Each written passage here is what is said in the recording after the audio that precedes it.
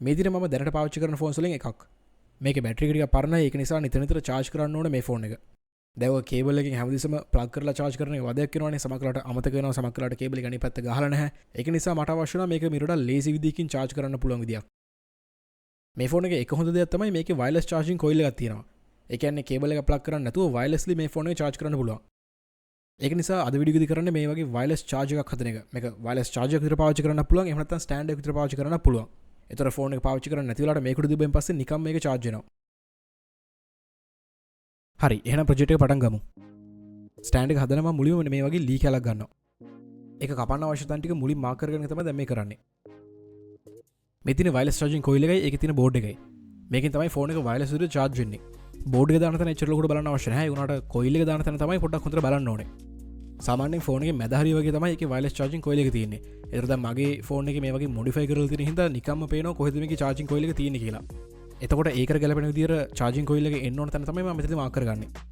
coil එක එන්න ඕන තැන හරියට මාක් කරගත්තේ මොකද මේක නිකම්ම ලී වලින් හදන්න නැතුව පොඩ්ඩක් වෙනස් විදිහට හදන්න ඕනේ.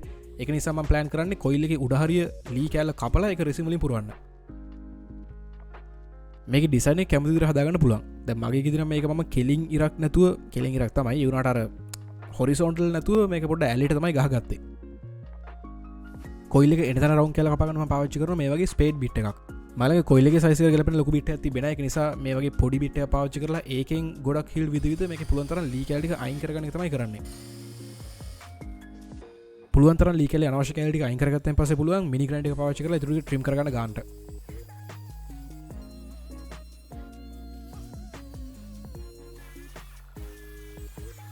මම කලින් හිතුවේ මේකේ පිටිපස්සේ ලී කැල තියෙනවා කියලා. ඒ කියන්නේ කොයිල් එක දැම්මෙන් පස්සේ ඉස්සරහා පැත්තෙන් කොයිල් එක පේනවා. පිටිපස්සේ පැත්තෙන් ලී කැල තමයි පේන්නේ. ඒ වුණාට මට හිතුණා ඒක ලයින් කරන එක හොඳයි කියලා. ඒතොර ඒ කැලත් රෙසින් වලින්ම මට පුරවන්න පුළුවන් ඉස්සරහදී. දැන් කරන්නේ කොයිල් එකේ වයර් එක දාන්න ඕන නිසා ඒකට පොඩි හිලක් හදන එක. එතකොට පිටින් කොහෙන්වත් මේකට වයර් එක යනවා පේන්නේ නැහැ.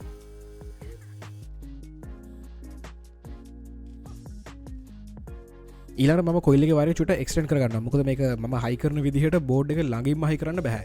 ඒක නිසා තැන් දෙකක තමයි මේ දෙක හයි කරන්න වෙන්නේ. පාසකතෙන් පස්සේ බලමු මේක හරියට වැඩ කරනවද කියලා. මොකද මෙතනින් එහාට ඉස්සරහට යන්න බෑ මේක වැඩ කරන්නේ නැත්තම්. වැඩ කරන එක හරියට චෙක් කරගත්තයින් පස්සේ කොයිල් එක මම ඊළඟට කළු පාටින් ස්ප්‍රේ පේන්ට් කරනවා. දැන් මේක දැක්ක ගමන් පේනවනේ කොයිල් එකක් කියලා. අන්න ඒක නිසා තමයි මේක කළු පාටින් පේන්ට් කරන්නේ. මෙතනදී ලී කැලත් මම පොඩ්ඩක් ස්ටේන් කරගත්තා. ඒතකොට අර කලර්ස් මැච් වෙනවද කියලා පොඩි අයිඩියා ගන්න පුළුවන් මට. ඊළඟට කරන්න තියෙන්නේ මේක මාක් කරගත්තු තැන් වලින් හරියට කපලා සෑන්ඩ් කරගන්න එක. සෑන්ඩ් කරනකොට දැන් මේ මට මතක හැටියට 120 සෑන්ඩ් පේපර් එකක්. සෑන්ඩ් කරලා ඉවරනන් පස්සේ මට හිතුණු දෙයක් තමයි මේකේ උඩ කැල්ල පොඩ්ඩක් ස්මූත් වැඩි. එතකොට මම කලින් රෙසින් එක වැඩ කරලා නැති නිසා මම හරියට දන්නේ නැහැ මේක ප්‍රශ්නයක් වේද නැද්ද කියලා. ඒ කියන්නේ දැන් ස්මූත් වැඩි වුණායින් පස්සෙත් රෙසින් එකට ඇලවෙන්න තියෙන්න පුළුවන්. දැන් මම නම් හිතන්නේ මේක එච්චරටම ස්මූත් කියලා ඇලවෙන්නේ නැති තරමට. ඒ වුණාට කොයි කරත් කියලා මිනි ග්‍රයින්ඩර් එකෙන් පොඩි ඩිසයින් එකක් දාන්න ප්ලෑන් කරා ඊළඟට. මේ වගේ බිට් එක තමයි මම මේකට පාවිච්චි කරන්නේ. මේකට ඩ්‍රිල් එකක් පාවිච්චි කරන්න පුළුවන් ඕනනම් කොහොම හරි මම මේක ඉස්සෙල්ලම ටෙස්ට් කරන්න පාවිච්චි කරනවා වෙන ලී කැල්ල. මොකද මට බලන්න අවශ්‍ය වුණා කොච්චර ලේසියෙන් මේක දාන්න පුළුවන්ද කියලා. මේ බිට් සෙට් එක ගත්තේ කොහෙන්ද කියලා ලින්ක් එක හම්බුනොත් මම පල්ලෙහා දාලා තියන්නම්. මම මුලින් හිතුවේ මේ වගේ පැටර්න් එකක් දාන්න අමාරුයි කියලා. මොකද මේක රවුන්ඩ් බිට් එකක් නිසා රෝල් වෙලා යයි කියලා තමයි හිතුවේ. හැබැයි ඒක හිතුව තරම් අවුලකුනේ නැහැ. අනිත් තමයි මේකෙන් හැදෙන ඩිසයින් එක මම පොඩ්ඩක් කැමති වුණා. මොකද දැන් අර රෙසින් එක දැම්මන් පස්සේ ඒක ග්ලාස් වගේනේ. එතකොට ඒ ග්ලාස් එක through මේක පේනවා. ඒක නිසා අර එක්ස්පෙරිමන්ට් එකක් විතර දාපු එක මම ඇත්තටම ගොඩක් කැමති වුණා මෙතනදී.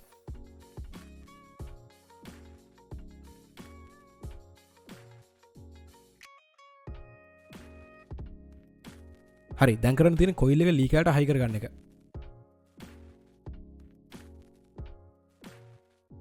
මේක හයි කරගෙන මම පාවිච්චි කරන්නේ හොට් ග්ලූ ටිකක්.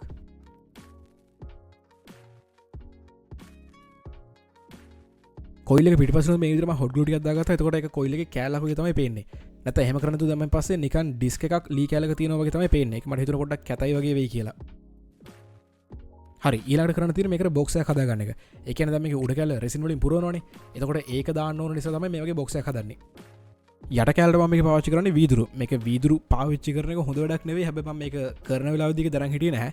ඉස්සරහට යනකොට බලන්න පුළුවන් වෙයි ඇයි කියලා. කොහොම හරි යටට දැනට පාවිච්චි කරේ වීදුරු කැල්ලක්. සයිඩ් වලට පාවිච්චි කරේ මේ වගේ ලී කැල්ල ටිකක්. ඒක මාස්කින් ටේප් වලින් රැප් කරලා තියෙන්නේ. එතකොට ගලවන්න ලේසි වෙන නිසා. ඊළඟට මේකේ තියෙන ගැප්ස් ඔක්කොම ටික වහගෙන මම ගම්මයක් පාවිච්චි කරනවා. මේ විතර වහන්නේ මොකද රෙසින් එක දැම්මයින් පස්සේ නැත්තම් ලීක් වෙන්න පුළුවන්. හරි එතකොට දැන් තමයි රෙසින් වල වැඩේ පටන් ගන්නෙ. මේක ගන්නකොට මේ වගේ දෙකක් විතර තමයි හම්බෙන්නේ. ඒ කියන්නේ part A part B කියලා තමයි හම්බෙන්නේ. අපි පාවිච්චි කරනකොට මේ දෙක එකට මික්ස් කරලා තමයි පාවිච්චි කරන්න ඕනේ. දැන් මම පාවිච්චි කරලා තියෙන රෙසින් එකේ කියලා තියෙන්නේ 1 to 1 ratio එකකින් මික්ස් කරන්න කියලා. අන්න ඒක නිසා තමයි මම මෙතනදී ස්කේල් එක පාවිච්චි කරලා හරියට මෙෂර් කරලා ඒක මික්ස් කරන්නේ. එක සැරේම ඔක්කොම ටික මික්ස් කරන්න යන්නේ නැහැ. මම මේක කප්ස් දෙක කරලා තමයි මික්ස් කරන්නේ. මොකද කලර්ස් වලට මේකේ මට අවශ්‍ය වුණේ black and gold use කරන්න. ඒතර මේ clear resin එක කලර් කරන්න මම පාවිච්චි කරන්නේ mica powder. මේකට liquid base ink එකක් දාන්න පුළුවන්. හැබැයි ඒක water base වෙන්න බෑ. ඒ කියන්නේ resin වලට mix කරන්න පුළුවන් type තියෙන විතරයි මේකට දාන්න පුළුවන්.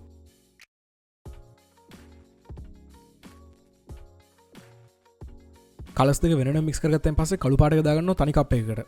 ඊළඟට ගෝල්ඩ් එකෙන් පොඩ්ඩකුත් ඒකට දාලා මික්ස් කරගන්නවා. මට අවශ්‍ය නැහැ කළු පාට එකෙන් වැඩිපුර දාලා ගෝල්ඩ් එකෙන් තනින් තන වගේ දාන්න. දැන් කරන්න තියෙන ලී කැල හොඳට ලෙවල්ද කියලා බලලා රෙසින් ටික වක් කරගන්න එක. රෙසින් ටික වක් කරගන්නකොට පොඩ්ඩක් වැඩියෙන් තමයි වක් කරන්නේ. මොකද මේකේ අඩුවෙන් තිබ්බොත් තමයි ඒක ප්‍රශ්නයක් වෙන්නේ. වැඩියෙන් තිබ්බර ප්‍රශ්නයක් නැහැ. මොකද ඒක සෑන් කරලා අයින් කරන්න පුළුවන් පස්සේ.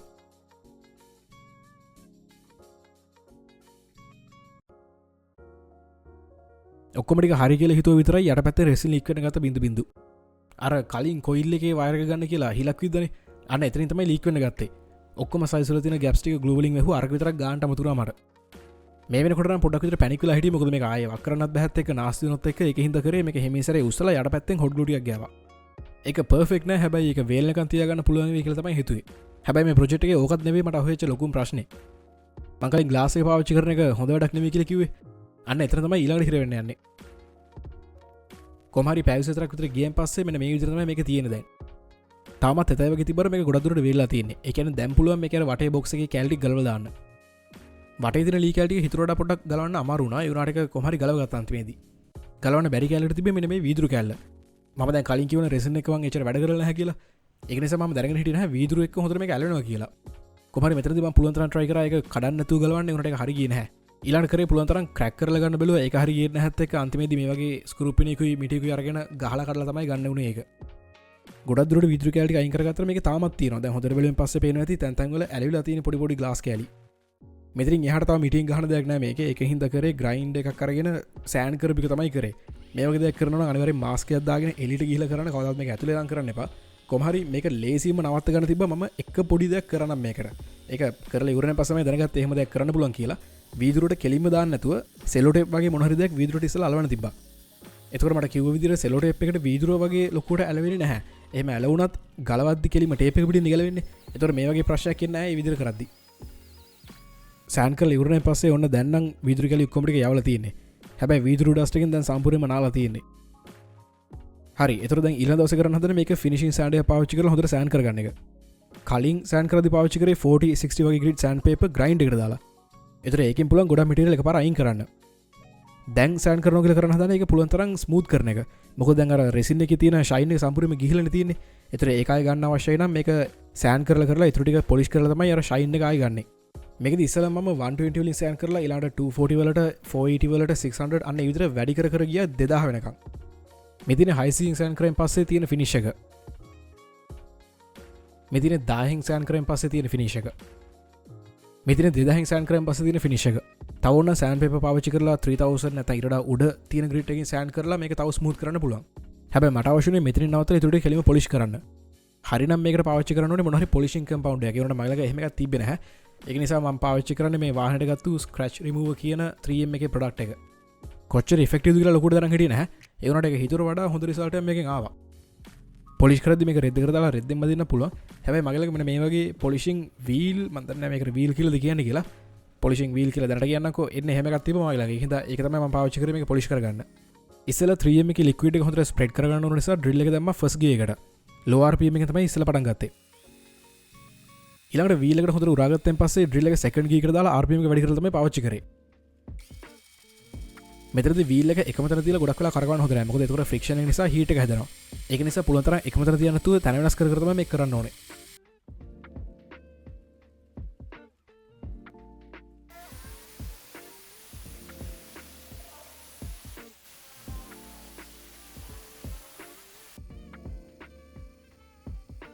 ඊළඟ රෙසින් තියෙන කැලේ මම මාස්කින් ටේබල් එකෙන් කවර් කරගන්නවා. මොකද ලී කැල්ල වෙනම සෑන් කරන්න ඕනේ 240න්. කලින් සෑන් කරද්දි 2000 වෙනකන් ගියානේ. ඒතකොට ලී කැල්ල 2000 වෙනකන් කරපු එක හොඳටම වැඩි. ඒක නිසා ඒ කැල්ල ආයේ 240න් තමයි සෑන් කරන්න හදන්නේ. මෙහෙම සෑන් කරේ නැත්නම් වෙන්නේ ස්ටේන් එකක් වගේ පාවිච්චි කරනකොට සමහර වෙලාවට ඒක ලීර හරියට උරා ගන්නේ නැහැ.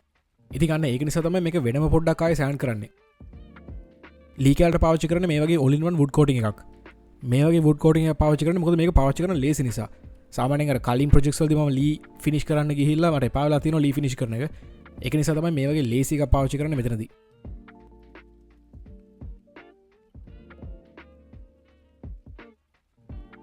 ඊළඟ ග්‍රයින්ඩ් කරගෙන මේක යට කැල ආයෙ පොඩ්ඩක් සෑන් කරනවා මෙතනදී සෑන් කරන්නේ එතකොට මේක මේස අකුරු තියෙනකොට ඇන්ගල් එකට තියන්න පුළුවන් වෙන්න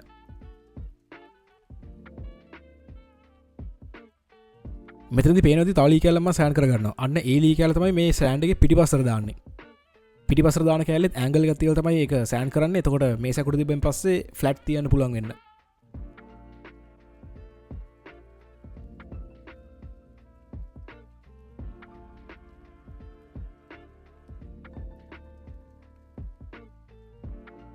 මෙතින සෑන් කරගත්තු කැලි දෙක මෙන්න මේ විදිහට හයිවලා තමයි මේක ස්ටෑන්ඩ් එකක් විදිහට මේසුර මන් තියන්න හදන්නේ වයර්ලස් charger එකේ සර්කිට් බෝඩ් එක දාන්නේ මේ දෙවෙනි කැලලට ඒතර මෙතනදී හිලක් විතර ඉස්සලා කරන්න හදන්නේ අර පළවෙනි රිසින් තියෙන ලී කැලේ වයර් එක මේක අස්සෙන් ගන්න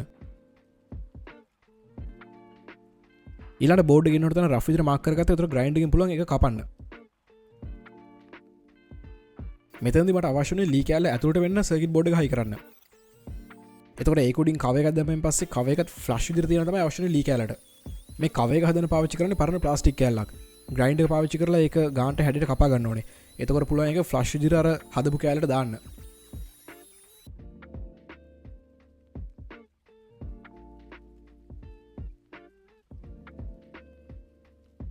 හරි ඊළඟට කරන්න තියෙන්නේ මේක අර රෆ් විදිහට තියෙන ටික පොඩ්ඩක් හරියට කපලා ස්මූත් කරලා සෑන් කරගන්න එක මේ වොයිස් ඕවර් එක රෙකෝඩ් කරගන්නකොට හිතුණු දෙයක් තමයි මේ ප්‍රොජෙක්ට් එකේ මාර විදිහට සෑන් කරන ස්ටෙප් එක වැඩි නේද කියන එක ඒ වුණාට ඒකට වැදගත් ස්ටෙප් එකක් මොකද දැන් අර ලී කැලක් අපි පේන් කරන්න නැහැනේ ඒක ස්ටේන් කරනවානේ එතකොට අර යට තියෙන ඉම්පර්ෆෙක්ෂන්ස් ඔක්කොම ටික පේනවා අපි දැන් පේන් කරනවා නම් එච්චර ලොකුට සෑන් කරන්න අවශ්‍යතාවයක් නැහැ මොකද පේන්ට් එකෙන් වැහෙන නිසා හැබැයි ස්ටේන් කරනකොට ඒකේ යට තියෙන අර ඉම්පර්ෆෙක්ෂන්ස් නැත්නම් හරියට සෑන් කරපු නැති කැලි ඒ ඔක්කොම ටික හොඳට පේනවා අන්න ඒක නිසා තමයි මේ විදිහට සෑන් කරන එක පොඩ්ඩක් අර වැඩිපුර හයිලයිට් කරලා කියන්නේ දැන් තියෙන මේක අන්තිම කැල හදාගන්න එක දැන් ෆෝන් එකක් මේකේ තියන්න විදිහක් දැනට නැහැනේ තිබ්බෙන් පස්සේ ලිස්සල යනවනේ අන්න ඒක නිසා එතනට තියන්න පොඩි ලී කැල තමයි දැන් මේ හදන්නේ මෙතනදී නම් එච්චර ස්පෙෂල් දෙයක් නැහැ මොකද නිකන් ලී කියුබ් කැල දෙක තමයි හදාගන්නේ දැන් කරන්න තියෙන ඔක්කොම කැල ටික ඇසෙම්බල් කරගන්න එක මෙතනදී ඉස්සල්ලා ෆෝන් එක තියලා මම බලනවා කොතනින්ද මේ ලී කැල දෙක එන්න ඕනි කියලා මොකද මෙතන ඇලයින්මන්ට් එක වෙනස් වුණොත් එimhe හරියට charge වෙන්නේ නැහැ ෆෝන් එක මම සාමාන්‍යයෙන් ගම් වගේ දාලා අරවන්න කැමති නැහැ මොකද මට බය තියෙන එක කාලයක් යනකොට ගැලවෙයි කියලා ඒක නිසා මේ පොඩි ලී කැල දෙක අහි කරගන්නත් මම පාවිච්චි කරන්නේ ඇන දෙකක් හැබැයි මගේ ළඟ තියෙන ඇන දෙක පොඩ්ඩක් විතර දිග වැඩි මේක දැම්මොත් එහෙම අනිවාර්යයෙන්ම ඉස්සරහ පැත්තේ මතුවෙනවා කොට ඇන දෙක කාඩ් එකෙන් අරගෙන අවිල්ලා දාන්න තිබ්බ තමයි හැබැයි එච්චර දෙයක් කරන්න කම්මැලි ඒක නිසා ග්‍රයින්ඩ් එකෙන් ටගල කපලා දාම ඇන දෙක ඇන දෙක දාන්න කලින් ඉස්සෙල්ලා ඩබල් ටේප් වලින් ලී කියුබ් දෙක අලවගත්තා එන්න ඕන තැනට ඊළඟ ඩ්‍රිල් එකෙන් බීට් එක හරියට මාක් කරලා නැත්තම් අනිත් පැත්තේ මතුවෙන්න පුළුවන් මාක් කරලා ප්‍රී ඩ්‍රිල් කරගත්තා ඒකෙන් පස්සේ කවුන්ටර් සිංක් බිට් එකක් අරගෙන හෝල්ස් ටික කවුන්ටර් සං කරගත්තා ඒතර ඇනේ දැමම ඇනේ ඔලුව තියෙන ලීයත් එක්ක ෆ්ලෂ් විදියට පිටිපස්ස කැල්ලා හයි කරන එක පොඩ්ඩක් අමාරු නා මොකද ඉස්සරහින් යන ගහන්න බෑනේ ඒකට ඒක නිසා ඇන පේන්න තියෙන තමයි ඒක හයි කරගන්න ඕනේ මම මුලින් ප්ලෑන් කරේ සර්කිට් බෝඩ් එක දාන තැනින්ම හිල් දෙකක් විදලා ඇන දෙකක් දාලා ග්‍රයින්ඩ් එකෙන් ඒක කපන්න හැබැයි මේ විදිහට කරන් පස්සේ ඒක ටිකක් හෙල්ලෙනවා මොකද අර ඇනේ ඔලුවෙන් තද වෙන්නේ නැහනේ ඒක ඒක නිසා ඒ විදිහට හයි කරන අයිඩියා කෙලිම අයින් කරා දැන් මම කරන්නේ මේකට පොඩි දෙයක් දාගන්න එක හැබැයි ඒකේ තියෙන ඔලුව පොඩ්ඩක් ග්‍රයින්ඩ් කරගන්නවා මොකද මේ ඇනේ දාන්නේ සර්කිට් බෝඩ් එකේ තියෙන තැන ඉන්නේ එතකොට ලොකු ඔලුවක් තිබ්බොත් එහෙම ඒක සර්කිට් බෝඩ් එකට වදිනවා ඒක නිසා තමයි විදිහට සෑන් කරන්නේ ඒක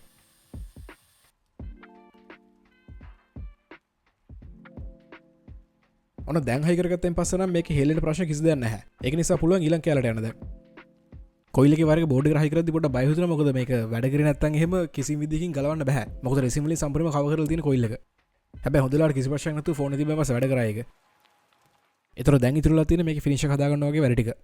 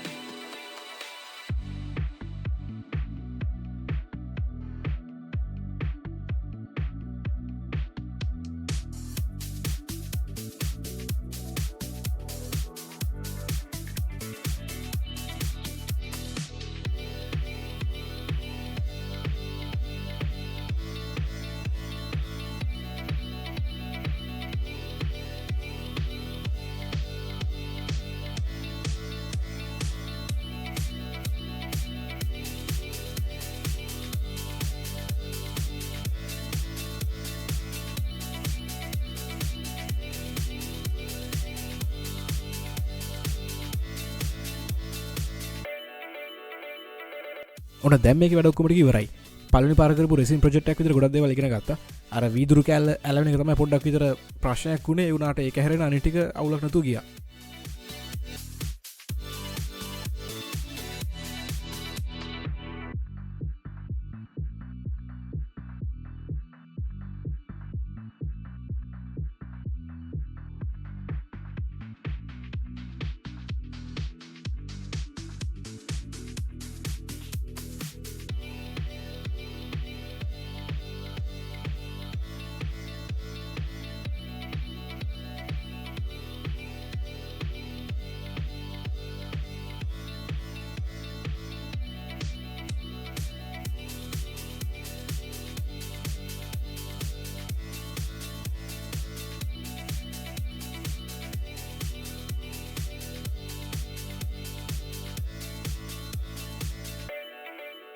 මෙසර විඩිය දානට පොඩක් විතර පරක් වුණා පොඩක් කියන්නේ මාස ගානකින් පොඩ පරක් වුණා ඒ කලින් වගේ පොඩ වෙලා තිබෙන්නේ නැති හින්දා ඉස්සරහදී මම මේ වගේ වීඩියෝස් දිගටම දාන්න ප්ලෑන් කරනවා ටයිම් එක මට හරියටම ෂුවර් කරන්න බෑ මොන වගේ වෙයිද කියලා. ඒ කියන්නේ කන්සිස්ටන්ට් විදියට මාසෙකට එකක්ද ඒ වගේ කියලා මට හරියටම අයිඩියා එකක් නැහැ.